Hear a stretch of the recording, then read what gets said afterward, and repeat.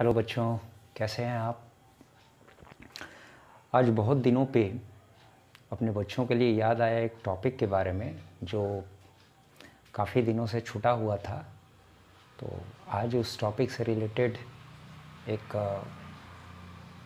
जो वो टॉपिक है आज का, ये है एंटरप्रेन्योरशिप। कि एंटरप्रेन्योरशिप जो है यानी उद्यमिता है, उद्यमिता के बारे में हम इंट्रोडक्शन छोटा सा संक्षेप में जान लेते हैं।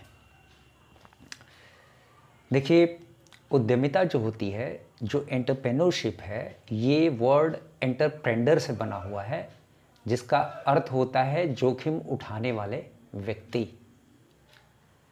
तो उद्यमिता की शुरुआत तो ऐसे तो पहले चूँकि ये अवधारणा थी कि उद्यमिता यानी जो है ये एक जन्मजात गुण होता है, ये बनाए नहीं जाते।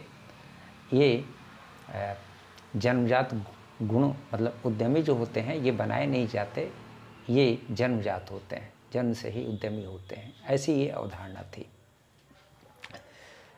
लेकिन आज की डेट में उद्यमिता हमारे नई शिक्षा नीति जो भारत सरकार के द्वारा लाई गई है ग्रेजुएशन के कोर्सेज़ में, तो इसमें उद्यमिता को स्किल डेवलपमेंट से कोरिलेट करके रखा गया है।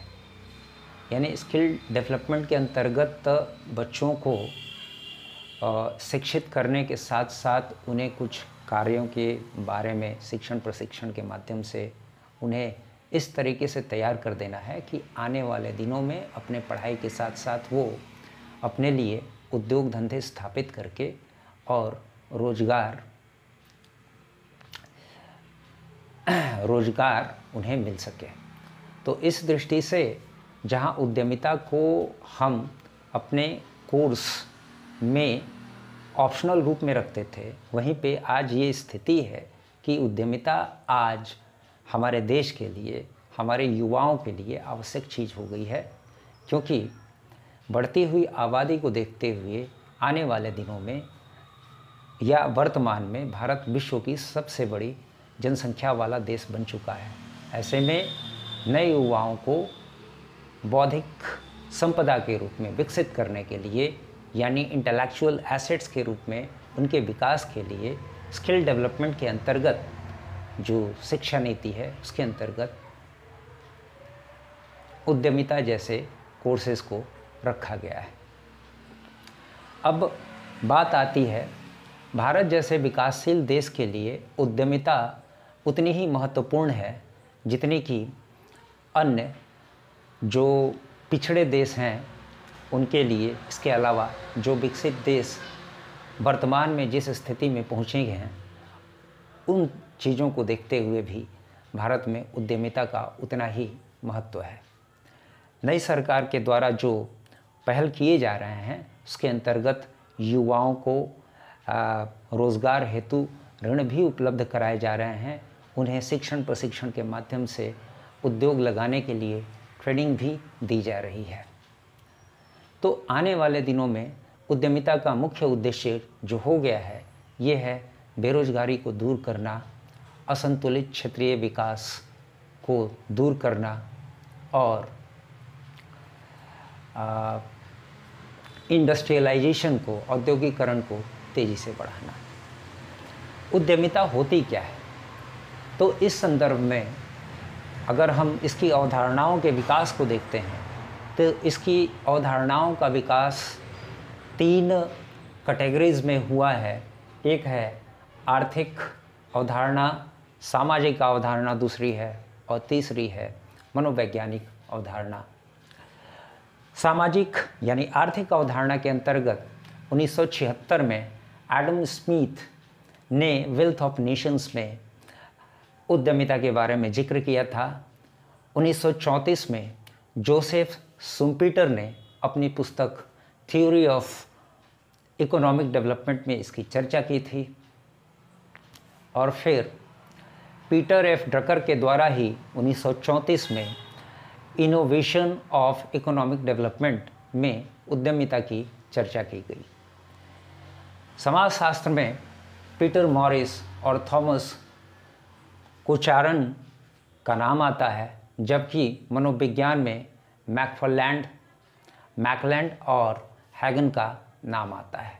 इन सभी ने उद्यमिता से संबंधित अपने सिद्धांत दिए, अपने विचार दिए। ये था इंट्रोडक्शन आपका उद्यमिता से संबंधित अवधारणाओं के संदर्भ में। अब इसकी परिभाषा की हम बात करते हैं तो इसकी परिभाषा को बे हिगिंस ने इसके कार्यों के रूप में परिभाषित किया है। उद्यमिता क्या है? तो उद्यमिता बे हिगिंस के अनुसार उद्यमिता उत्पादन के नए अवसरों की खोज, नया उत्पादन, नए उद्योगों को स्थापित करना, उसके लिए पूंजी जुटाना, श्रम उपलब्ध कराना, कच्चे माल की आपूर्ति या उसकी व्यवस्था करना, उसके लिए स्थान का यानी उद्योग को स्थापित करने के लिए स्थान का चयन करना, नई तकनीकी का चयन करना और सामग्री के स्रोतों की जानकारी प्राप्त करने के अलावा प्रबंधकों की नियुक्ति भी इसमें शामिल है।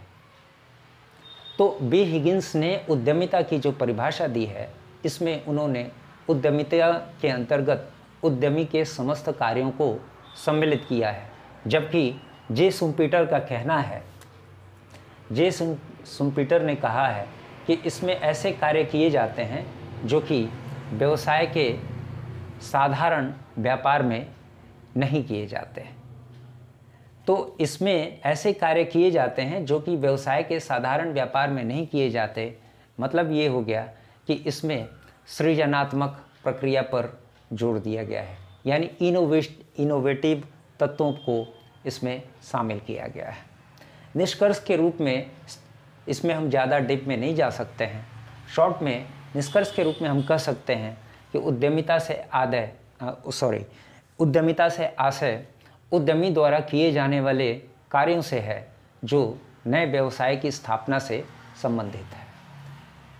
ठीक है, उद्यमिता से आशय उद्यमी द्वारा किए जाने वाले ऐसे कार्यों से है जो नए व्यवसाय की स्थापना से संबंधित है। दूसरे शब्दों में हम कह सकते हैं उद्यमिता वही है जो उद्यमी करते हैं। अब चलते हैं हम उद्यमिता के प्रकार के तरफ। उद्यमिता के कितने प्रकार हैं तो हम देखते हैं कि उद्यमिता को 4 भागों में कैटेगराइज किया गया है। उद्यमिता के 4 भागों में कैटेगराइजेशन के आधार जो हैं ये हैं स्वामित्व के आधार पर उद्यमिता, उसके बाद में परिवर्तन के प्रति दृष्टिकोण के आधार पर उद्यमिता, फिर है स्थानीयकरण के आधार पर उद्यमिता और आपका है साहसिक कार्यों के आधार पर उद्यमिता। स्वामित्व के आधार पर जो उद्यमिता होती है इसे हम निजी उद्यमिता, निजी क्षेत्र, सार्वजनिक क्षेत्र, संयुक्त क्षेत्र, सहकारिता क्षेत्रों से संबंधित, यानी ये क्षेत्र जो मैं लगा रहा हूँ, क्षेत्र का मतलब ये नहीं है कि स्थान के आधार पे है। स्वामित्व के आधार पे उद्यमिता में निजी उद्यमिता आ जाती है, सार्वजनिक उद्यमिता आ जाती है, संयुक्त उद्यमिता होती है और सहकारी उद्यमिता आती है। निजी क्षेत्र में कोई भी व्यक्ति विशेष के द्वारा उद्योग स्थापित किए जाते हैं, जबकि सार्वजनिक क्षेत्र में सरकार के द्वारा बेरोजगारी को दूर करने के लिए उद्योग स्थापित किए जाते हैं। संयुक्त क्षेत्र में सरकार और निजी दोनों की संयुक्त रूप से भागीदारी होती है, जबकि सहकारी क्षेत्र में लोगों के द्वारा मिलजुल करके उद्योग स्थापित किए जाते हैं जिनमें उनकी बराबर की भागीदारी होती है और इससे संबंधित डेयरी उद्योग, लघु और कुटीर उद्योग, वस्त्र इत्यादि उद्योग शामिल होते हैं। अब चलते हैं हम परिवर्तन के प्रति दृष्टिकोण के आधार पे। तो परिवर्तन के प्रति दृष्टिकोण के आधार पे उद्यमिता को परंपरागत उद्यमिता और आधुनिक उद्यमिता के अंतर्गत शामिल किया गया है। जहां परंपरागत उद्यमिता परिवर्तन का प्रतिकार करती है, यानी विरोध करती है, उसमें जो परिवर्तन होते हैं बहुत ही धीरे धीरे होते हैं। यानी दूसरे शब्दों में हम कह सकते हैं कि जो परंपरागत उद्यमिता होती है वह पीढ़ी दर पीढ़ी चलने वाली उद्यमिता होती है, जिसमें अनुसंधान कार्यों पर खर्च ना के बराबर होता है। दूसरी चीज़, आधुनिक उद्यमिता जो है, इसमें आधुनिक यानी नवीन विधियों का इस्तेमाल, इस उद्योग को स्थापित करने में नवीन विधियों का इस्तेमाल होता है। उसके लिए साहसिक निर्णय लेने होते हैं और तेज गति से उसका विस्तार किया जाता है। इसमें नई टेक्नोलॉजी भी रहती है।